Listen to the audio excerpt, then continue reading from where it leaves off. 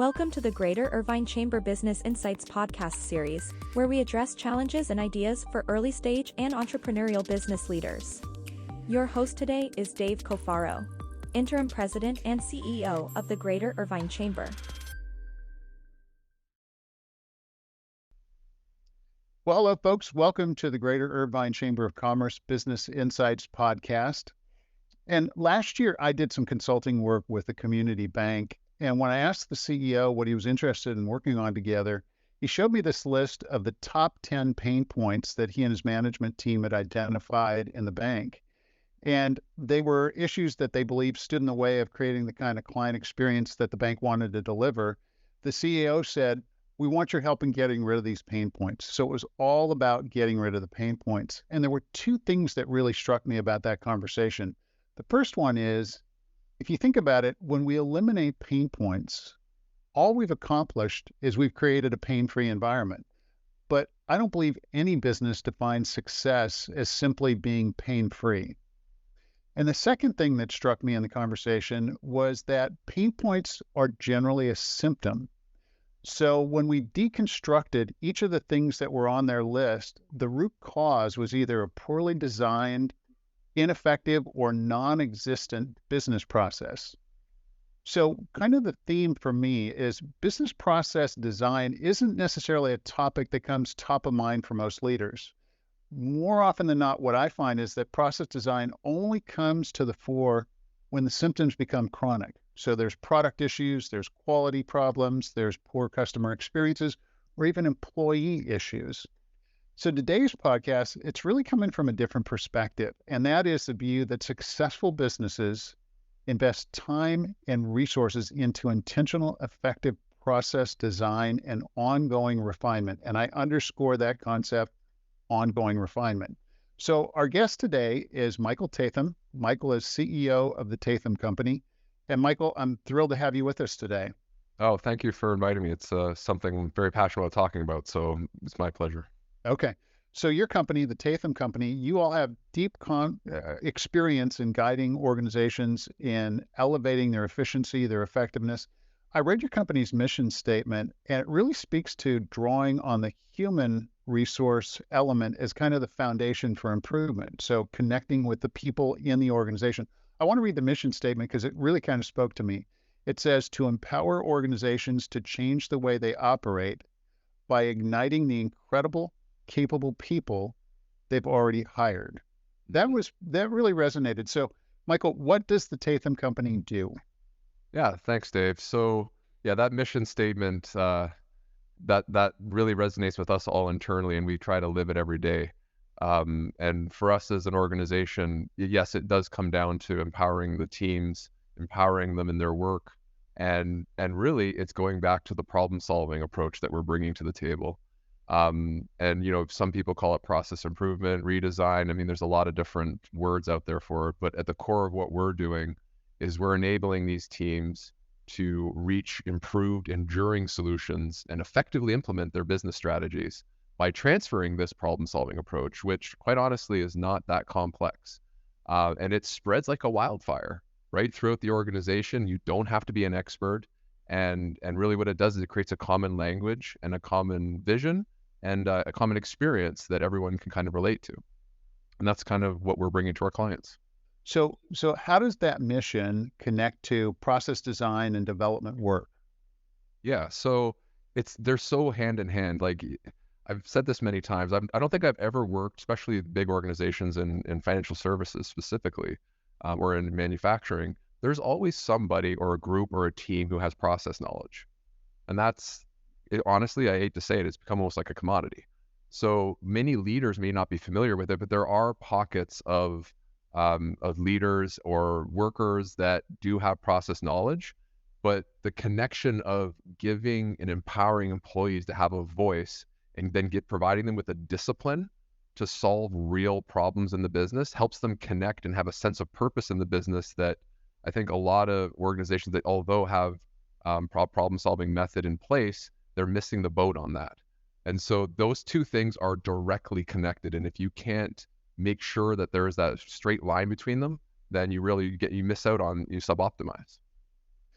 Okay, so as you're talking about it, process design sounds like something kind of that might only matter to really large financial services firms or manufacturing firms.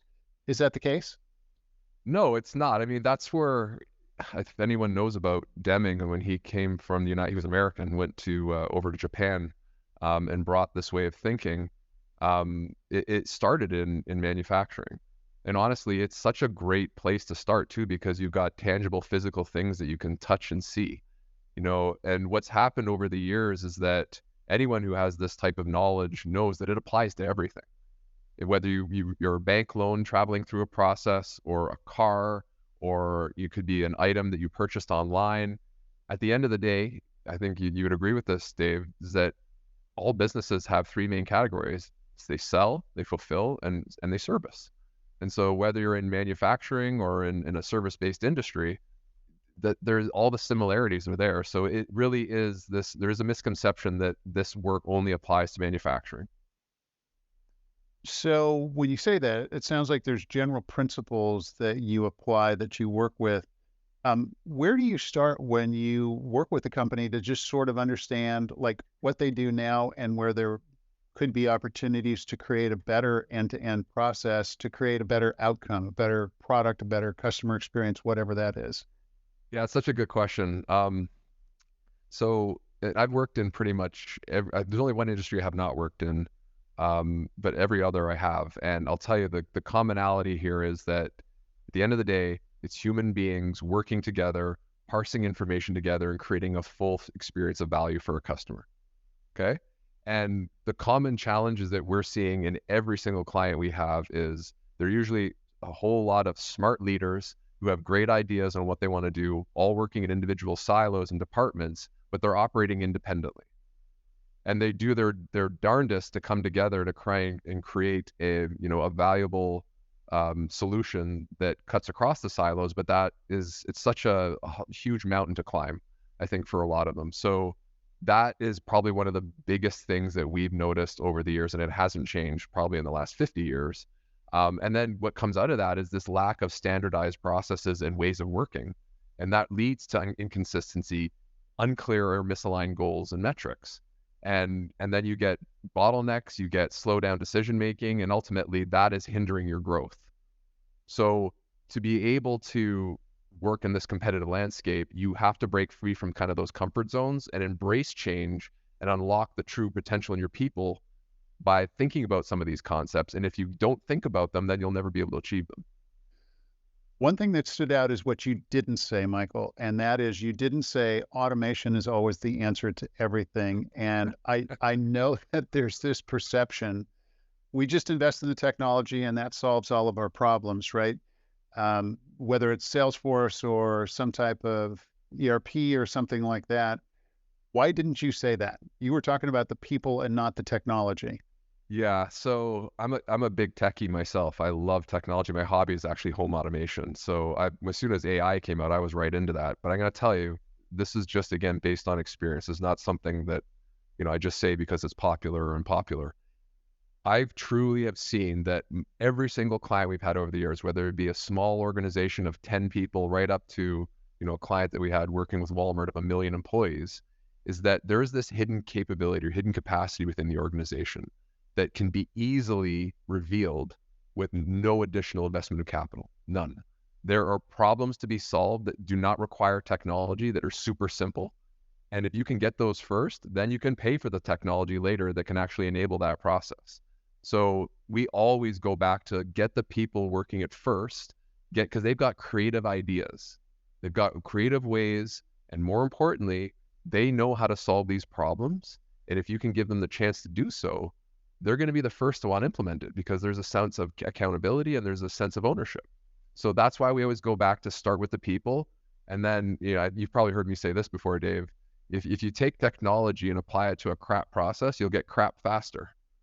So you really need to figure out why it is that the process is not working the way you want it to first. And I'm going to say it again and again. The people who are in the work day to day, they have good ideas. You need to give them a voice and listen to what they have to say. Um, I know he's controversial, but in the recent Elon Musk biography, there's a discussion about when Tesla was trying to get its production volume up.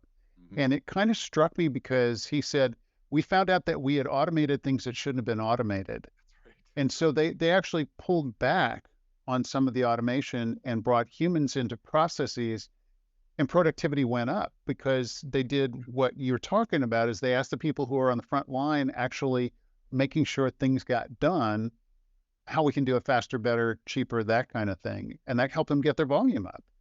Yeah, absolutely. And I just, you brought up Elon Musk. So there's a perfect example. He's got a phenomenal team behind him. And I can't for the life of me remember the gentleman that he's been consulting with. He's like a manufacturing genius. Um, but there is this one theme, and you, whether you're a startup, a small business, medium size or enterprise, large organization, the one theme is if you can get your teams really, really figuring out how to apply critical thinking and validated learning in the business, there is no other competitor that's going to be able to keep up with you. They just won't be able to. And I mean, we all know the Toyota story when the big behemoth, the United States of GM and Ford, and how they had, such large plants with big machines, and the small little Toyota figured out a way to keep up with them and then became the largest automotive company in the world. They did it by thinking this way. Yeah. So it's just, the proof is there. You can apply it to anything. And if you can really bring this mindset to your teams and leverage that capability, your results are going to go through the roof. You're not going to be thinking about bottom line or growth because you're not focused on that anymore. You're focused on the validated learning. And is it time to persevere, or is it time to pivot the business? So you mentioned working with startups, and in the greater Irvine area, we've got really kind of a diverse group of companies. We've got some mature companies, but we've also got a really robust startup community in a bunch of different sectors too, whether it's gaming, biotech, med tech, what have you. When should a company start thinking about intentional process design? When in their Yeah. life cycle? Yesterday. Okay. Well, especially for startups, because startups are unique in that your validated learning process really is it's a part of your growth engine.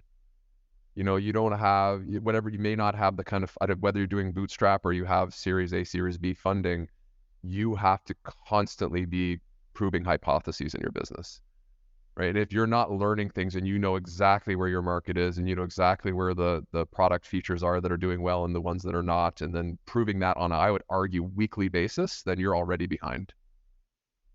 So to all of our startup early stage friends, what you heard is start thinking about it yesterday. The sooner the better. It's not just your MVP, it's the process to help get it out the door and make your clients thrilled. So really, Absolutely. really good counsel.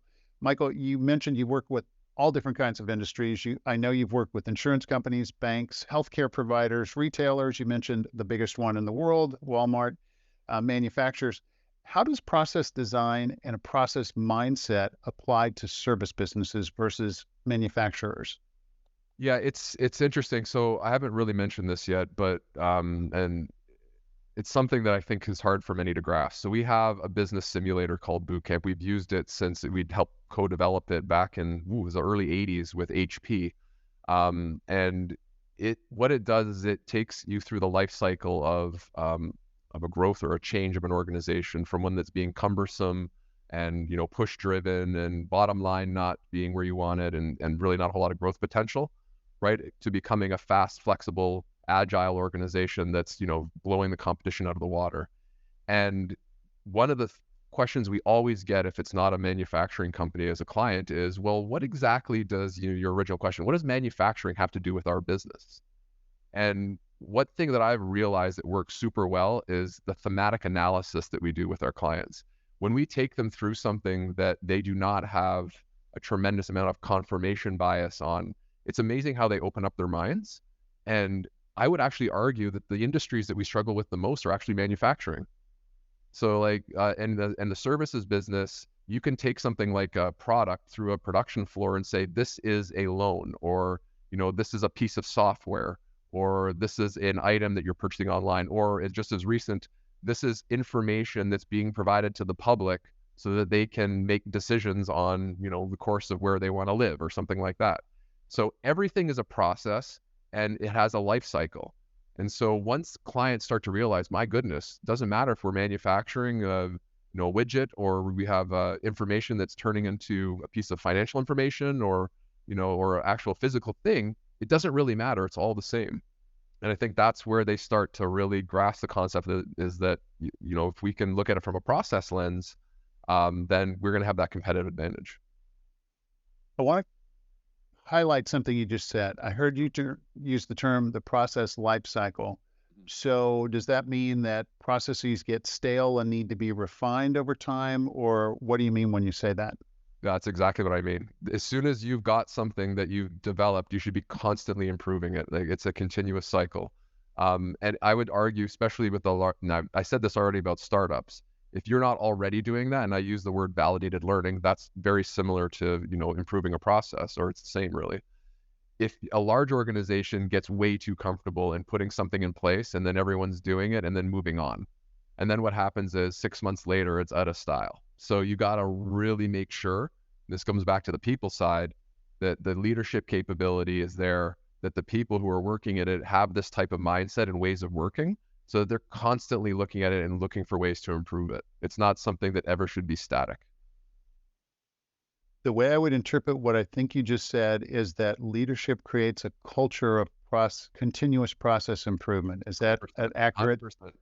I like the way you said it better, actually. That's a t-shirt right there. That should go on a t-shirt. That's a t-shirt.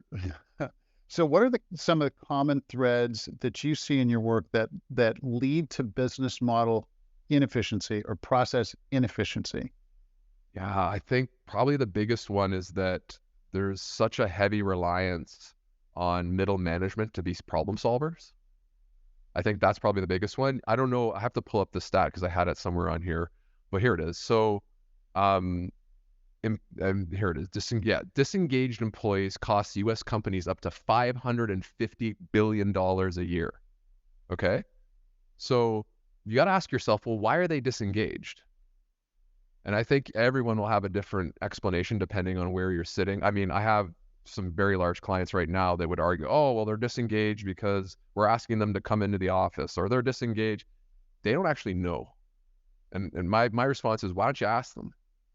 And I can't remember where the report came from. It might have been from Fortune magazine or one of those places. But the idea was that a lot of companies are starting to see that employees' disengagement is almost directly correlated to who their manager is. Right? We've talked about that very topic on this podcast actually a couple of times, and the data point you just gave about the cost to business is remarkable, right? Yeah, I don't know of a company that doesn't want to add more to the bottom line. In fact, our recent survey of our members, the number one thing that our business members are looking for is help them grow their business, and the second is help them grow their bottom line. Mm-hmm. Think of what that billions and billions and billions of waste translates to an individual company's bottom line if you don't have engaged employees. And so explain a little more the connection, though, because you were touching on it relates to your manager, but what's the connection to process work? Yeah, so here's the connection. Every client that we work with when we first engage, they show us all the things they're doing to engage their employees. And a lot of it is like, oh, like learning opportunities. I'm like, this is great stuff. But at the end of the day, the systems that are in place, when I say systems, I don't mean technology. It does involve technology, but I mean ways of working, processes, work processes, business processes, management processes, doesn't matter. There are all the things that are put in place that you follow as part of the organizational structure. They're fundamentally broken. And it doesn't matter if you're 10 people or 10,000 people or 100,000 people. They're broken, and the managers are the glue. So what are they doing? They're spending 90% of their time piecing all this stuff together, and they completely neglect their employees. And it's not by design. I would argue, I've never met a manager that's like, I can't wait to go to work today to do a bad job. They're doing the best they can, but they're stuck in a system that is not allowing them to truly shine. And so now that conversely goes down to the employees who are just, constantly doing rework, fixing things that are broken, or overworked, working overtime, a lot of them underpaid. And so the middle managers are just screaming for help. What can we do to change things? And a lot of them go through like great leadership development courses, but the type of leadership required to get you out of a push system, as I call it, is not going to be the one that you need eventually when you're running in a more kind of customer-centric or employee-centric kind of culture. So I guess what I'm trying to say, on the bush here, what I'm trying to say is that you need to be able to get to those middle managers and provide them with the tools, the techniques, and the abilities to change the work. And that has to come from the top down. And then the other side is the bottom up. You ought to allow those middle managers have to give up control, and it's hard to do because they've been the glue. And they have to allow those on the front line to start looking at the ways of working and make suggestions. And that takes a tremendous amount of pressure off the middle managers. And then what it does is great solutions come into place, and then they can actually focus on the health of their employees. It seems like, kind of in alignment with what you're saying. So often middle managers are looked to be kind of the heroes to save the crisis. It's crisis management, issue to issue to issue, and resolution of issues versus exactly what I hear you talking about, which is sort of a systematized approach that the manager leads the process along with their team and let the process do the work, and then they're only addressing the exceptions. Is that a fair way to interpret it? It absolutely is, and especially in a large organization, not especially, this actually applies to both as well. I'm constantly seeing leaders and teams, because they're all so different, they share different ways of working, which is totally fine, but they start to optimize a part of the overall system or business process, and what they're not understanding is that undermines the system as a whole. They don't see it end to end. And it's just like one of those problems that becomes so complex they don't know how to tackle it. And so that's where we really like to come in and just provide that common language so that everyone's on the same page. You've got that alignment, you understand why things are going wrong, and you constantly using that validated learning. Like that is just the key to it all. So I would argue, yes, it's the middle management is definitely something we're seeing a lot. And as I mentioned before, also kind of working in silos is another big one. Yeah, I love the idea of looking at things holistically end to end. And I know sometimes as managers, leaders, we only look at piece parts instead of the whole thing.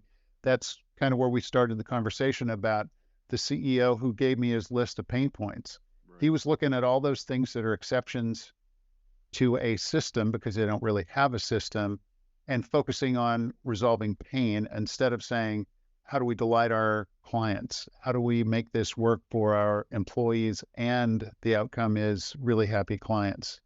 Yeah. So just something to add to it. You're absolutely right, Dave. I think the biggest frustration, especially for a senior leadership team, is that it just seems so complex that to wrap your head around how to solve it, other than either hiring an external consultant to solve it for you, or bringing in some sort of silver bullet technology that's going to do it, you usually end up just saying, I don't know what to do. It's like herding cats sometimes. So I go back to, if you want to be able to tackle a complex problem, and every business has them, you need to be able to reach the simplicity on the other side of that complexity by getting everyone on the same page. And once you've done that, then those complex problems will not seem as complex as you might think.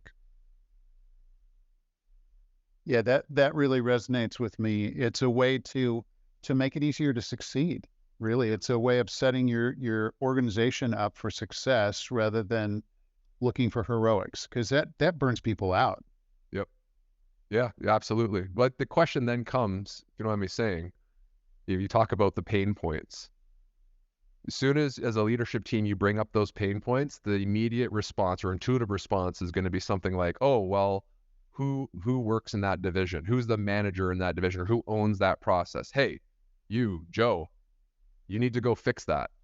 And then Joe goes off and he takes one piece of the puzzle and he comes back with a solution, doesn't really understand what's going wrong because he doesn't have the time, it hasn't been given the time, comes back with a solution. He's here, I got a solution. Great, let's put it in place. 6 months later, it's still not solved. Right? And you brought up that word root cause. You have to be able to give your teams and leaders the time to truly understand the process and what's going wrong. And once you've done that, it's amazing how simple the solutions are. Love that. I love that. Okay, we're coming to the end of this session, and it's been a really engaging conversation. There's so much here for all types of companies. The last question is the hardest one. What one takeaway would you most like our audience to keep top of mind after today's podcast? That's a good one. So I had a few, and I'm going to have to choose one last minute here on which one it might be. But I would say that every single industry I've worked in, aerospace and defense, financial services, e-commerce, health, at the end of the day, if you want to grow and you want your bottom line to grow, you really need to be thinking about embracing an employee-centered strategy. And if that's not at the top of your list, then all of those wishes you want are not going to happen at the rate you want them to come. Wishing isn't a good strategy. No, it's not, especially in business. Yeah. Well said, Michael. Thanks. Michael Tatham, the Tatham Company, thank you so much for being a part of today's podcast. And folks, I know there's a lot here, but I'm sure you're going to get a lot of benefit out of just taking these ideas and saying, how do they apply in my business? So thanks so much for joining us today. Michael, thank you. My pleasure. Thank you. All right, folks, have a great rest of your day. Thank you for joining us for the Greater Irvine Chamber Business Insights podcast. To stay informed about upcoming podcasts and other important business news, please subscribe to our channel or check the Greater Irvine Chamber website.